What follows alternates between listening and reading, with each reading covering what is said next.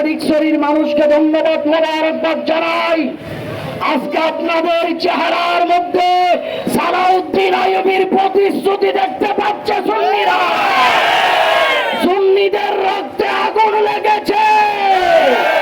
দরবার থেকে ওলি আল্লাহ পীর মাশায়েখরা মাঠে নেমে পড়েছে। প্রশাসনকে বলবো জঙ্গি দমন, জঙ্গিদেরকে বলবো না হয় আপনারা পালিয়ে যান। সুন্নিদের গণস্রোতে আপনাদের অস্তিত্ব খুঁজে পাওয়া যাবে না।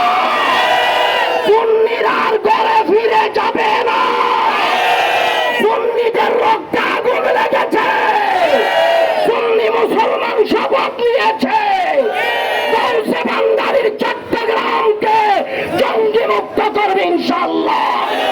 আগামীতে সুন্নিয়তের যত কর্মসূচি আসবে প্রত্যেকটা কর্মসূচিতে আপনাদের অংশগ্রহণের দাবি এবং অনুরোধ জানিয়ে আমার বক্তব্য শেষ করলাম।